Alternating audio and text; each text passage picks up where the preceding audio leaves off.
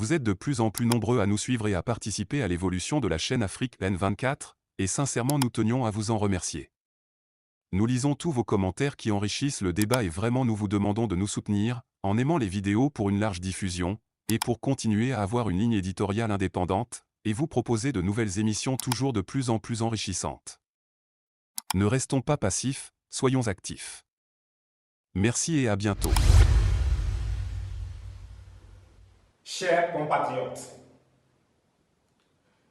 comme vous le savez, cela fait plus de 5 ans aujourd'hui que, devenu une bûchette d'allumettes dans une savane asséchée où règnent les pyromanes, je suis entré dans la clandestinité. Depuis le temps que ma tête est mise à prix par le régime Gnassingbé, contribuant à entretenir la flamme de la lutte de libération de notre pays, le Togo, je me suis constamment adressé à vous à travers des audios lorsque cela était nécessaire pour recadrer, orienter, encourager. Au moment où, à travers la présente vidéo, je renoue avec le croisement entre l'image et la voix, mon esprit est tourné vers tous nos martyrs connus et anonymes, tombés au cours de cette longue éclipse totale qui s'est abattue sur notre pays, le Togo, depuis cette date macabre du 13 janvier 1963, marquant la naissance de la dictature militaire la plus longue et la plus féroce d'Afrique, pilotée par une famille, la famille Gnassingbé. Mes pensées et mes prières vont aux blessés dont les handicapés à vie, aux mères, épouses, veuves, orphelins. Je pense particulièrement à chacune et à chacun des prisonniers politiques qui, depuis plusieurs années, croupissent dans les geôles de la dictature militaire et dont je partage intimement la douleur de la violence et de l'injustice d'état de non-droit. Je pleure pour les détenus de la grande prison à ciel ouvert qu'est le Togo, les exilés qui, ayant échappé à la mort, à la prison ferme et à la grande prison à ciel ouvert, se retrouvent hors de leur pays, obligés de vivre dans les conditions que la décence interdit de décrire. Comment oublier la diaspora togolaise, très active de par le monde dans la lutte de libération du Togo qui, de ce fait, et malgré ce qu'elle représente, est interdite de territoire dans son propre pays. Quid des journalistes à la plume droite bâillonnés, persécutés et pourchassés partout. Je ne peux pas ignorer les souffrances et le traumatisme des populations des villes, villages et campagnes investis de nuit ou de très bonne heure par des militaires armés jusqu'aux dents qui, dans une violence inouïe, faite de bastonnades, d'humiliations de toutes sortes, passent systématiquement au peigne fin. Champs, maisons, chambres et lieux de culte, particulièrement les mosquées, à la recherche de l'homme du 19 août 2017, traqué tel un vulgaire criminel en cavale. En ce jour, je manque de mots pour exprimer mon admiration pour le courage, la détermination, la ténacité légendaire, ainsi que le sens aigu du sacrifice dont le peuple togolais fait preuve depuis la relance de la lutte de libération du Togo le 19 août 2017. Je n'ai pas de mots adéquats et à la hauteur pour vous exprimer ma profonde gratitude, ma reconnaissance pour le soutien multiforme dont je suis l'objet depuis. Comme vous pouvez le constater de visu, après 5 années de clandestinité, de sédentarité forcée, je vais bien. Grâce à vos prières dans les différents lieux de culte, à domicile et à l'occasion des événements majeurs marquant la condition humaine, je vais bien. Espérant de même pour chacune et chacun, je rends grâce à Dieu. Cependant, il ne s'agit pas de moi. Il ne s'agit pas de ma petite personne, ce petit roseau extrêmement fragile à la vie éphémère, détenu par le Créateur qui seul en connaît le terme fixé par lui dans sa toute-puissance. Il ne s'agit pas du tout de Tip Salfou Achada. Il ne s'agit pas non plus du Parti national panafricain PNP que j'ai l'honneur de présider. Il s'agit de l'Afrique, notre mère Afrique. Et la seule mission qui vaille pour notre génération consiste à libérer l'Afrique en libérant les micro-États de la dictature et de tout régime complice de l'occupant afin de bâtir l'État fédéral d'Afrique noire, cher à Cheikh Anta Diop, les États-Unis d'Afrique de Marcos Garvey et de Kwame Nkrumah. Sous ce rapport, eu égard au rôle qu'il joue depuis 1963 dans le système impérialiste qui vassalise, asservit et pille l'Afrique, le Togo sous la dictature militaire apparaît comme le verrou d'un verrou à sauter prioritairement.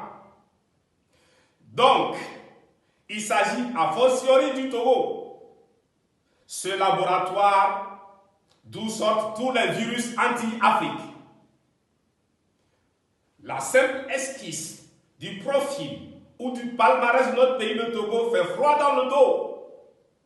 Ce pays que d'aucuns continuent de désigner par petit pays, oubliant qu'un laboratoire n'a pas besoin de grandes dimensions, que ce qui tue, détruit et dévaste n'a pas besoin d'être massif. Coup d'État militaire avec assassinat du président de la République.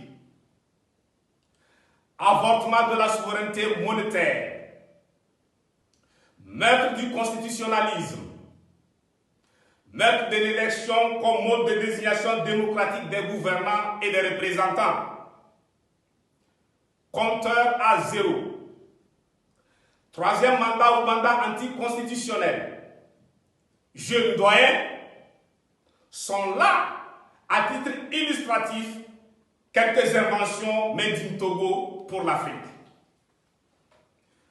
Nous, peuple togolais, sommes en plein XXIe siècle, le seul peuple en Afrique, si ce n'est au monde, à qui un président non élu, dès l'entame de son premier mandat illégal et illégitime, a dit à haute et intelligible voix et de façon solennelle: mon père m'a dit de ne jamais laisser le pouvoir échapper à la famille.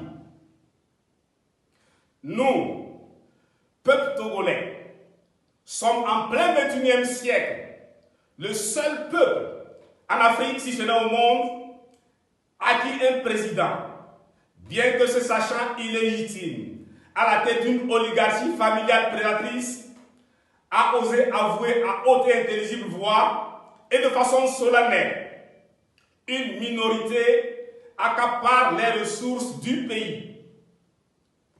Notre pays, le Togo, est, en plein XXIe siècle, le seul pays en Afrique, si ce n'est au monde, où un président ayant remplacé dans le sang son père, qui a régné en toute illégalité et en toute illégitimité pendant 42 ans, est dans son 4e mandat, aussi illégal et illégitime que les 3 premiers, après avoir déclaré à haute et intelligible voix et de façon solennelle: pour que la démocratie progresse en Afrique, il faut limiter les mandats à 2, au plus à 3. Notre pays, le Togo, est l'un des rares pays en Afrique et au monde où, depuis le siècle dernier, une dictature militaire a réussi à instaurer à la place de l'élection un rituel périodique de sa remise à l'œuvre avec la complicité des partis se réclamant de l'opposition. Aujourd'hui, nous comptons au total 7 rituels de remise à l'œuvre de la dictature. 3 pour le père et 4 pour le fils. Atypique à l'échelle continentale, notre pays, le Togo, est le seul pays régenté de père en fils sur une base illégale et illégitime et de la façon la plus barbare pendant plus de 60 ans aujourd'hui. Autour de nous, tous les peuples frères se libèrent. Depuis que, comme Horus, de son vrai nom Hor ou Goru, et Sundiata Keïta, le Mali a redressé dignement la tête, le vent a tourné. Plus de temps à perdre. Déjà, dans un discours en date du 27 août 2020, je déclarais: pour ce troisième millénaire qui s'annonce bouleversant et excitant, l'Afrique se veut matinale. Elle gronde. La révolution pacifique est enclenchée. C'est dans l'air. Et si vous mettez l'oreille au sol, sur la terre qui a vu naître l'humanité, vous en aurez des nouvelles. Dans l'état actuel des choses, nous n'avons aucune raison d'être fiers de notre pays, le Togo. Cette fierté, nous l'avons perdue depuis le 13 janvier 1963, dès l'instant où la posture assurée et le regard non complexé du patriote souverainiste Sylvanus Olympio ont été anéantis. Sous le régime Gnassingbé, nous n'avons aucune fierté. Aucune. De même, pour l'heure, nos compatriotes africains n'ont aucune raison d'être fiers du Togo.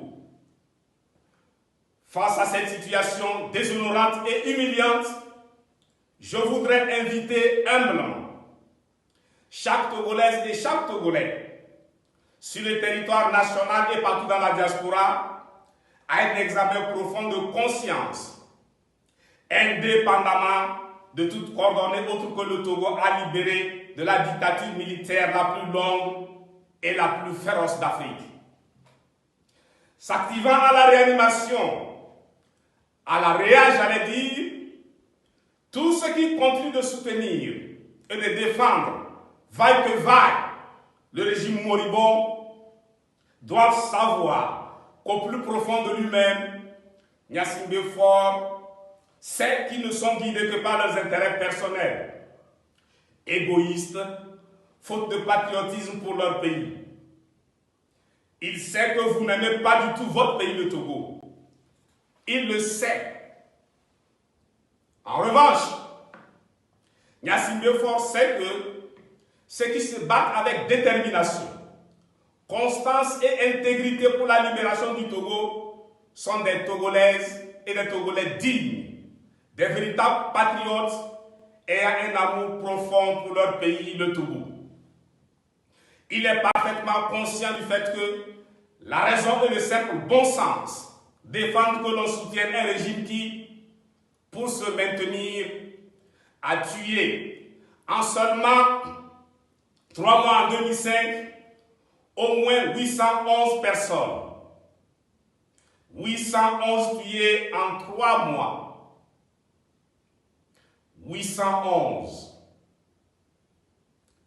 3 mois. Un massacre. Un véritable carnage.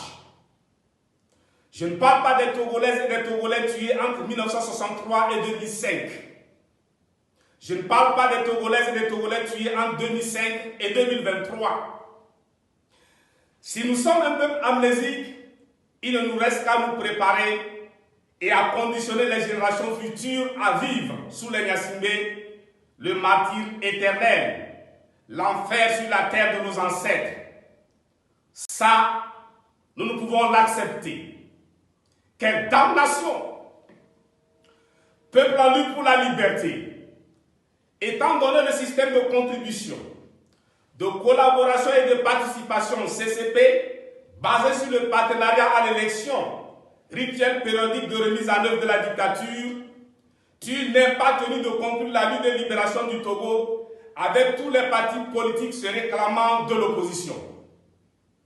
Puisque le tyran est là, prenant la mesure réelle de la situation, en accord parfait avec ton cœur qui soupire vers la liberté, impose-toi en tant que peuple digne face à son destin. Un destin inconcevable en dehors du destin absolument fédéral de l'Afrique. Une Afrique libre, unie, souveraine, démocratique et prospère. Au bâti politique de s'aligner sur tes aspirations profondes ou disparaître. Du fait du système CCP, l'unité de l'opposition qui n'est pas à confondre avec l'unité d'action profite toujours au système en place. Dans le cadre de la lutte de libération du Togo, l'union fait la faiblesse. Voilà ce qui explique le fait que 14 n'arrivent pas à couper la tête au serpent que 1 a tué. En fait, à regarder de très près, ça va mal distiller au sein du peuple. L'unité de l'opposition est une exigence venant du pouvoir, car elle est dans son intérêt supérieur. Pour le Togo et pour l'Afrique, le peuple togolais doit conclure pacifiquement au plus vite la lutte de libération du Togo de la dictature militaire, indéniablement plongée depuis le 19 août 2017 dans une agonie irréversible, afin d'installer une transition sans Yassine Fort, chargée des réformes nécessaires avant toute élection. Transition sans Fort, réforme, élection. Telle est notre position. Dans la perspective de la conclusion de la lutte, sur le territoire national et partout dans la diaspora, restons debout et résolument déterminés à libérer notre pays, le Togo. La lutte continue jusqu'à la victoire finale de la vérité sur le mensonge, la liberté sur la tyrannie, la démocratie sur la dictature, la vie sur la mort. Vie, force et santé au Togo et à l'Afrique. Je vous remercie. Vous êtes de plus en plus nombreux à nous suivre sur Afrique N24, et vraiment nous tenions à vous en remercier. Nous lisons tous vos commentaires qui enrichissent le débat et vraiment nous vous demandons de nous soutenir pour continuer à avoir cette ligne éditoriale indépendante, et vous proposer des émissions toujours de plus en plus enrichissantes. Merci et à bientôt. Likez la vidéo si ce n'est pas déjà fait. Laissez aussi votre point de vue en commentaire. Abonnez-vous et cliquez aussi sur la petite cloche de notification pour ne rien rater de nos prochaines vidéos. N'oubliez pas de partager aussi la vidéo et de la liker.